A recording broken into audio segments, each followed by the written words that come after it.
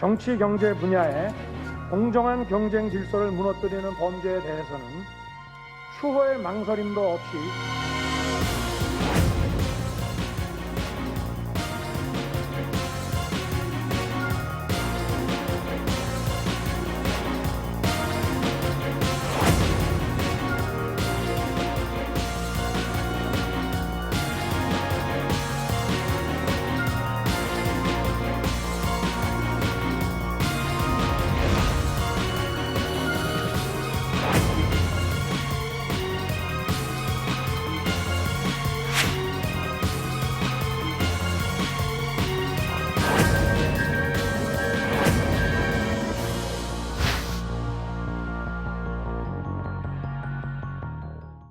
네, 신임 윤석열 검찰총장이 어제 2년 임기를 시작했습니다. 문재인 대통령은 임명장을 수여하면서 살아있는 권력에도 엄정하게 수사해달라 이렇게 주문을 했고요.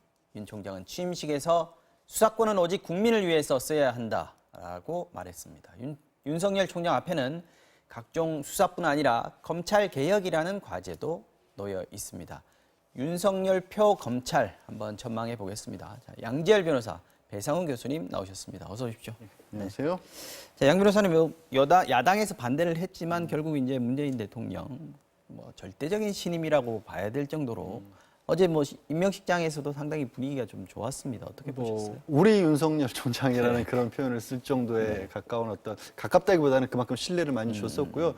사실 말씀하신 것처럼 야당에서는 반대를 했지만 그동안에 인사청문회에서 나왔던 여러 가지 공직자 후보들이 보여줬던 어떤 문제점들과 비교했을 때는 특별히 문제될 만한 사항이 사실은 없었다고 보는 게 객관적인 판단이겠죠. 그런 것들이 좀 뒷받침을 했었고 그래서인지 분위기 자체도 굉장히 화기애애했었고 또 그 부인이 많이 화제가 실시간 검색어 2위, 1위 이랬습니다. 예, 그렇습니다. 부인이 여러 가지 면에서 나이 차이라든가 두 분이 결혼하시게 된 계기라든가 또 그분도 또 개인적으로 사업하시는 걸 굉장히 크게 하고 이런 것들 또 청와대 미리 가서 이렇게 사진 찍고 하는 모습들이 좀 알려지면서 이동갑이라서 또 젊으세요. 12살 차이가 나시는 거죠. 그런 것들이 있었는데 사실 저는 의미를 오히려 찾는다면 많은 분들이 같은 생각을 하시겠지만 그동안에 어떻게 보면은 권력에 충성하는 모습을 보여줘서 검찰총장까지 이른바 출세를 한 검사들은 가끔 있어 왔어도 당시에 지금 정권이 아니라 박근혜 전 정권 당시 살아있는 권력에 대해서 정면으로 불편한 목소리를 내고 불편한 수사를 했다가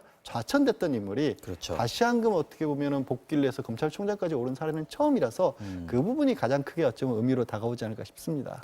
배 교수님, 어저께 임명장 주는 장면에서 조금 눈에 띄었던 부분들이 좀 있었습니까? 어떤 부분 눈여겨보셨어요? 아무래도 이제 저는 윤 총장님의 신발이 많이 눈에 띄더라고요. 신발이요? 예. 대통령님하고 제가 잘못 봤는지 모르는데 비슷하시더라고요.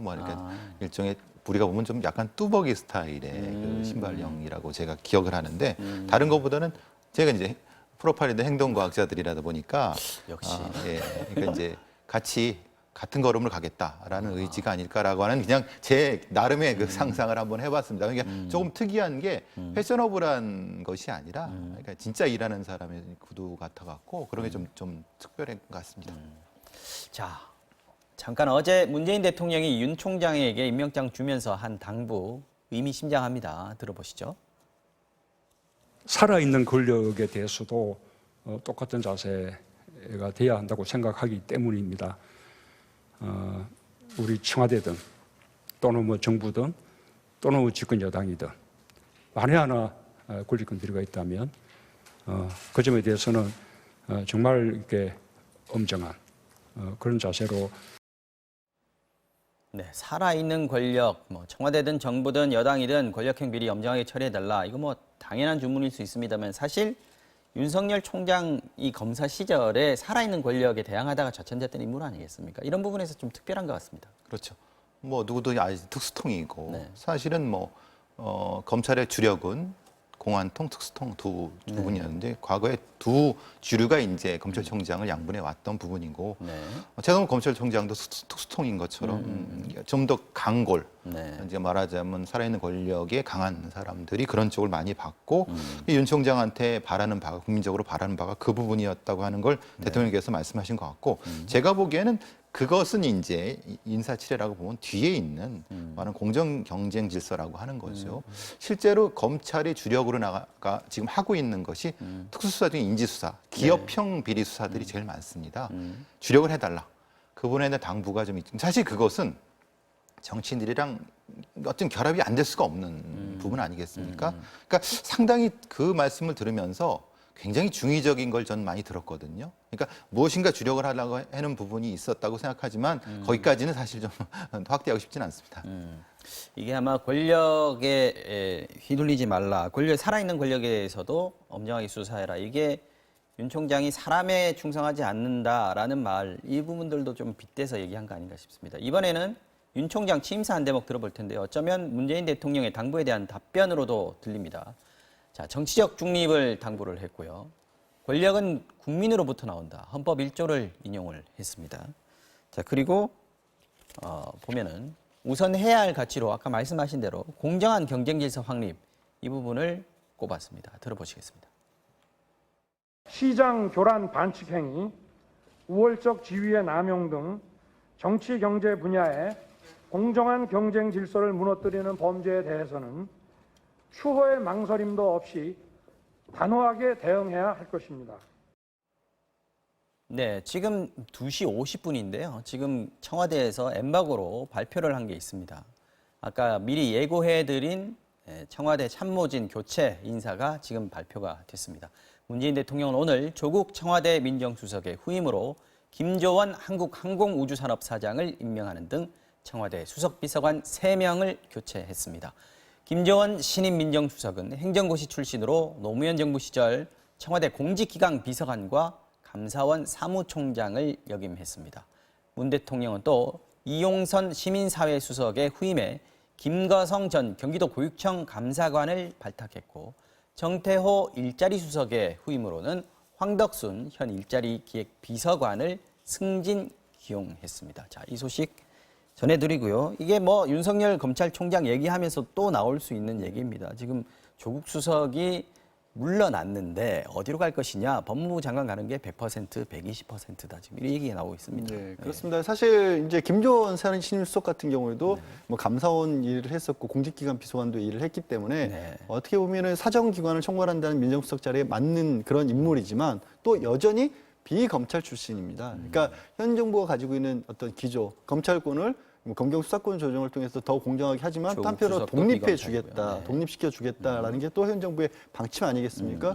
조국 민정수석도 역시 법무부 장관으로 간다고 하더라도 역시 이제 교수 출신, 학자 출신으로서 법무부 장관 자리를 유지하는 거고요. 현재의 박상기 법무부 장관과 마찬가지로 그러는 측면에서는 법무부와 검찰 그리고 더 나아가서는 청와대와 유착해서 보여줬던 검찰의 어떤 잘못된 행태들 같은 것을 바꿔놓다라는 게 이번 새로운 민정수석 인사에서도 계속 유지가 될 거라는 거죠. 문재인 정권 2기 사정 라인, 이 김조원, 조국, 윤석열 이렇게 이제 형성이 되는 근데 거죠. 사실 저는 그 사정 라인이라는 표현 자체도 이제는 좀 달라질 수밖에 없지 않겠느냐. 그렇죠. 사정이라는 의미에는 권력이 그렇죠. 거니까. 말씀드린 것처럼 이제는 그런 식으로 뭔가 인위적 사정을 하지 않겠다라고 하는 게 인사에서 드러나는 의지 표현이라는 거죠. 사정라인이라고 하면은 예전에는 민정수석을 정점으로 해서 사실 법무부 장관을 들러리로 세우고 바로 직접적으로 일선 지검장들을 부려갖고 뭔가를 하는 그런 의미가 있기 때문에 그건 좀 부정적인 부분인 것 같죠. 알겠습니다. 자, 조금 전에 윤석열 신임 검찰총장의 취임사 중에 한 대목을 들어보셨는데 사실 이제 전체적으로 쭉 보면 굉장히 간결한 문장으로 이루어져 있고 강력한 어떤 표현들이 좀 들어가 있습니다. 검찰총장 취임사들 사실 예전에 보면 고사성어도 써가면서 상당히 좀 뭐라 그럴까요? 좀 있어 보이는 그런 모습이었는데 윤석열 총장의 취임사는 상당히 드라이했습니다. 대신 강조한 부분들이 좀 눈에 띄었는데 국민이라는 단어가 한 24번 나왔다 그러고요. 그렇죠. 그리고 가장 강조한 게 공정한 경쟁 질서. 이 이제 국민 공정한 경쟁 질서 이 두 가지가 지금 핵심 키워드라고 볼 수 있겠는데 이 핵심 키워드로 보면 앞으로 윤석열 체제가 어떻게 될 것이다. 이걸 좀 알 수 있을 것 같아요. 일단은 검찰이 그동안 국민으로부터 신뢰를 많이 잃었죠. 사실은 뭐 조금 전에 나누던 얘기에 이어서 하자면 권력기관으로서의 어떤 검찰의 모습만 강조가 되면서 굉장히 부정적인 부분들이 있었거든요. 그런 어떤 신뢰를 되찾아야 된다는 부분들이 있을 것이고 또 이제 검경 수사권 조정도 역시 그 일환으로 얘기를 해봐야 될 것 같습니다. 그 안에서 국민들에게 어떤 새로운 검찰로서의 모습을 보여줄 것인가가 지금 신임 검찰총장으로서의 과제인 것이고 그리고 이제 말씀하신 이제 공정한 사회라든가 이런 부분들은 시장 경제 이런 것과 감축해서 현재 정부가 표현하고 있는 어떤 적폐청산이라는 게 또 공정사회라는 것과 연결이 되지 않습니까? 네. 그리고 이제 검찰이 일반적인 수사권 부분에 있어서 상당히 좀 권한을 뺀다라고 한다면 검찰에서 그럼 앞으로 해야 될 것이 뭐가 있냐? 어떤 대형 비리, 대규모 경제나 이런 부분과 관련돼서 검찰의 몫을 좀 찾을 수도 있지 않을까. 그거는 윤석열 총장의 과거에 특수부 검사 출신으로서 본인이 또 잘할 수 있는 분야이기 때문에 현대차 비리 했었어요. 수사를 네. 맡았었고 하기 때문에 그런 부분들이 같이 연결이 된 어떤 단어들이 아니나 싶습니다. 네. 자, 신임 총장이 또 맞닥뜨려야 될 문제가 있습니다. 지금 검경 수사권 조정 얘기 나오고 있는데 뭐 공수처 부분은 검찰에서도 그렇게 분위기 나쁘지는 않은 것 같은데 줄 수 있다 정도 나온 것 같은데 그렇죠. 이 부분은 조국 수사하고 어쩌면 한 번쯤은 부딪혀야 될 부분 아닌가 싶은 생각도 드는데 어떻게 예상하세요? 취임사라든가 대통령 당부 말씀도 보면은 실제로는 수사권을 내려놓겠다는 말은 안 하고 수사권을 어떻게 사용할 것인가에 대한 얘기를 주로 했죠. 그러니까 결국은 민정수석이라든가 조국 법무부 장관을 만약에 내정했다고 하면은 이게 다 비검사 출신이라고 하면은 검찰은 잘할 수 있는 거로 가고 잘할 수 있는 거로 하면은 지금까지 했던 특수수사라든가 기업형 비리 수사 지금 달려 있는 게 삼성바이오 관련된 수사도 달려 있죠. 그런 쪽으로 가게 된다고 하면은 일종의 수사권 조정, 즉 수사권의 분립 형태를 대통령의 머릿속에 나와 있고 그것을 실행할 사람들이 3명이 여기 배치된 것이 아니냐. 그러면 그런 방식으로 검경 수사권이 조정이 되는 쪽으로 밀어갈 것이고 거기에 대해서는 경찰에서도 크게 반대하는 바가 없다고 하면 좀 스무스하게 넘어가지 않을까 이런 생각을 해봅니다. 지금 윤 총장 발탁할 때만 해도 지금 파격이라는 얘기 나왔습니다. 23기 뭐 사법연수원 이거 따지는 것도 좀 이상하긴 합니다만 나이는 많습니다만 23기라서 뭐 기술 내기수 건너뛰었다 얘기 나왔지 않습니까? 이제 이 후임 인사가 어떻게 될 것인가?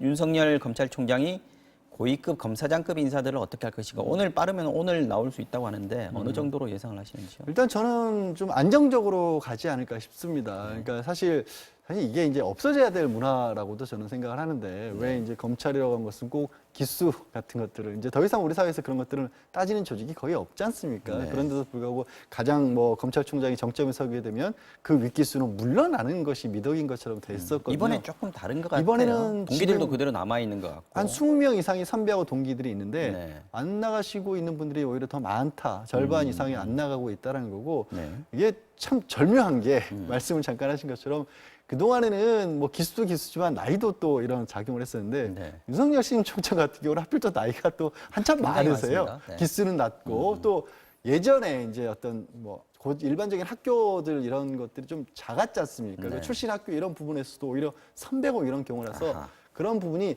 지금 어찌 보면 한참 좀 흔들릴 수도 있는 뭐 수사권 조정과 관련해서 그런 검찰 조직을 안정시키는 데 어느 정도 기여를 할 수 있기 때문에 저는 윤 총장이 오늘 말씀하신 인사를 하더라도 그렇게 너무 크게 흔들리는 인사를 하지는 않을 것으로 기대를 합니다. 자, 이 장면 한번 보시겠습니다. 어제 청와대 임명식장에서 윤 총장이 다른 인사들과 여담을 나눈 모습도 카메라에 잡혔는데 조국 수석과 한앵글에 잡힌 장면 잠깐 보시겠습니다.